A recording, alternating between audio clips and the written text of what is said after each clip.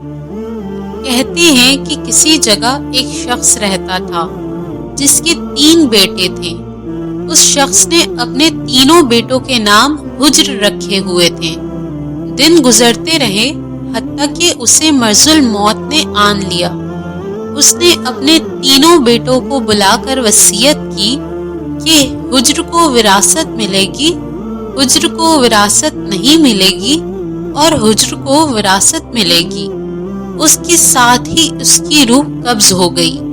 یہ خود تو فوت ہو گیا مگر اپنے بیٹوں کو حیرت میں ڈال گیا کہ کیسے فیصلہ کریں کن 2 حجر کو وراثت ملے اور کس ایک کو نہیں ملے گی۔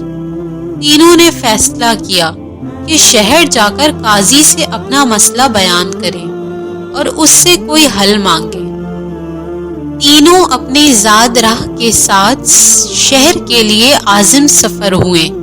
راستے میں انہوں نے ایک ایسے شخص کو دیکھا جو اپنی کسی گمشدہ چیز کو تلاش کرتا پھرتا تھا۔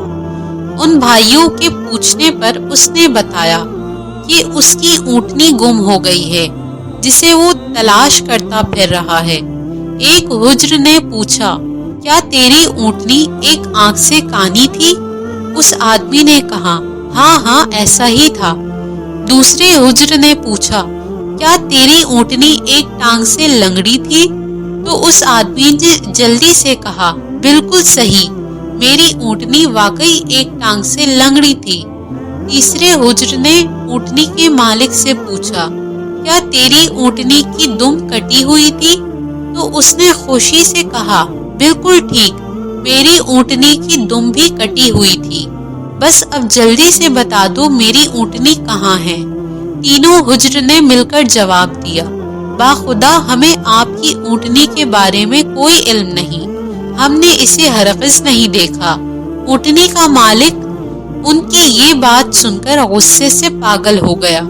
اس نے فیصلہ کیا کہ ان تینوں کو کھینچ کر قاضی کے پاس لے جائے گا۔ اسے پورا یقین تھا کہ اس کی اونٹنی کو یہ تینوں ذبح کر کے کھا چکے ہیں اور اب اپنے جرم کو چھپانے کے لیے جھوٹ بول رہے ہیں۔ اونٹنی والے نے جب تینوں کو اپنا ارادہ بتایا تو انہوں نے کہا، ہمیں کوئی اعتراض نہیں کیونکہ ہم خود بھی قاضی کے پاس ہی جا رہے ہیں۔ جب یہ چاروں قاضی کے پاس پہنچے تو اونٹنی والے نے قاضی سے اپنا قصہ بیان کیا۔ قاضی نے ان تینوں سے کہا، جس طرح تم تینوں نے اونٹنی کی نشانیاں بتائی ہیں اس کا ایک ہی نتیجہ نکلتا ہے کہ اونٹنی تم تینوں کے پاس ہے۔ بہتر ہے کہ تم اپنے جرم کا اعتراف کر لو۔ پہلے نے کہا، جناب عالی، ہم نے اونٹنی تو نہیں دیکھی تھی، ہاں البتہ اونٹنی کے آثار ضرور دیکھے تھے۔ جب میں نے اسے کہا تھا کہ تیری اونٹنی ایک آنکھ سے کانی ہے تو میں نے دیکھا تھا کہ راستے کے ایک طرف کا گھاس تو خوب چرا ہوا تھا مگر دوسری طرف کا ویسے ہی باامان موجود تھا۔ اس کا ایک ہی مطلب تھا کہ اس شخص کی اونٹنی ایک آنکھ سے کانی رہی ہوگی۔ دوسرے حجر نے کہا، میں نے دیکھا تھا کہ راستے میں 3 قدم تو گہرے لگے ہوئے ہیں جبکہ چوتھا قدم زمین پر معمولی پڑا ہوا تھا، جس کا مطلب بس اتنا ہی بنتا تھا کہ یہ جانور لنگڑا بھی تھا۔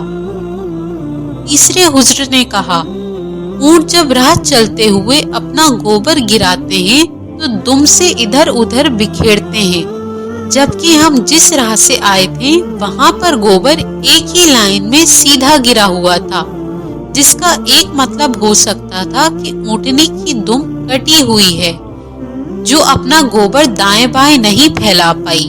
قاضی نے بغیر کسی دیر کے اس آدمی کی طرف دیکھا اور کہا، تم جا سکتے ہو، تمہاری اونٹنی ان لوگوں کے پاس نہیں ہے اور نہ ہی انہوں نے اسے دیکھا ہے۔ اونٹنی والے شخص کے جانے کے بعد ان تینوں بھائیوں نے قاضی سے اپنا قصہ بیان کیا، جسے سن کر قاضی بہت حیران ہوا۔ ان تینوں سے کہا کہ تم آج کی رات مہمان خانے میں ٹھہرو، میں کل تمہیں سوچ کر کوئی حل بتاؤں گا۔ یہ تینوں مہمان خانے میں جا کر ٹھہرے تو انہوں نے محسوس کیا کہ ان کی نگرانی کی جا رہی ہے۔ کچھ دیر کے بعد ان کے لیے کھانا لایا گیا جو گوشت کے پکے ہوئے سالن اور روٹیوں پر مشتمل تھا۔ پہلے نے کھانے کو دیکھتے ہی کہا کہ یہ سالن کتے کے گوشت کا بنا ہوا ہے۔ دوسرے نے کہا روٹیاں جس عورت نے پکائی ہے وہ حمل کے ساتھ اور پورے دنوں سے ہے۔ تیسرے نے کہا یہ قاضی حرام کی اولاد ہے۔ بات قاضی تک پہنچ گئی۔ اس نے تینوں کو دوسرے دن اپنی عدالت میں طلب کر لیا اور ان تینوں سے مخاطب ہو کر کہا تم میں سے کس نے کہا تھا یہ کتے کا گوشت پکا ہوا ہے؟ پہلا بولا میں نے کہا تھا۔ قاضی نے باورچی کو بلوا کر پوچھا تو اس نے اعتراف کیا کہ پکانے کے لیے کچھ نہیں تھا، تو اس کو شرارت سوجھی اور اس نے کتا مار کر اس کا گوشت پکایا اور ان کو کھانے کے لیے بھجوا دیا۔ قاضی نے پہلے سے پوچھا تمہیں کیسے پتا چلا کہ یہ گوشت کتے کا ہے؟ تو اس نے بتایا گائے، بکری یا اونٹ کے گوشت کے نیچے چربی لگی ہوتی ہے، جبکہ یہ سارا چربی نما تھا جس کے نیچے کہیں کہیں گوشت لگا ہوا تھا۔ قاضی نے کہا تم وہ حجر ہو جس کو اپنے باپ کے مال سے وراثت ملے گی۔ قاضی نے دوبارہ ان سے مخاطب ہو کر پوچھا کس نے کہا یہ روٹیاں ایسی عورت نے بنائی ہیں جو 9 ماہ کے حمل کے ساتھ اور اپنے پورے دنوں سے ہے؟ جواب میں دوسرے نے کہا میں ہوں جس نے یہ کہا تھا۔ قاضی نے پوچھا تمہیں کیوں کر یہ لگا؟ تو اس نے کہا میں نے دیکھا روٹیاں ایک طرف سے پھولی ہوئی اور خوب پکی ہوئی ہیں تو دوسری طرف سے کچی اور موٹی رہ گئی ہیں۔ میں نے اس سے یہی اخذ کیا روٹیاں بنانے والی ایسی خاتون ہے جس سے تکلیف کے مارے زیادہ جھکا نہیں جا رہا اور وہ سامنے کی چیز بھی نہیں دیکھ پا رہی، جس کا مطلب یہی بنتا تھا کہ عورت حاملہ ہے اور روٹیاں بنانے میں تکلیف محسوس کرتی رہی ہے۔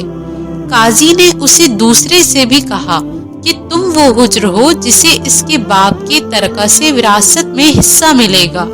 پھر قاضی نے تینوں سے مخاطب ہو کر پوچھا یہ کس نے کہا تھا میں ولد الحرام ہوں؟ تیسرے نے جواب دیا کہ یہ میں نے کہا تھا۔ قاضی اٹھ کر اندر گیا اور اپنی ماں سے پوچھا کیا یہ سچ ہے کہ وہ حرامی ہے؟ تو اس کی ماں نے کہا یہ سچ ہے کہ تم حرام کے ہو۔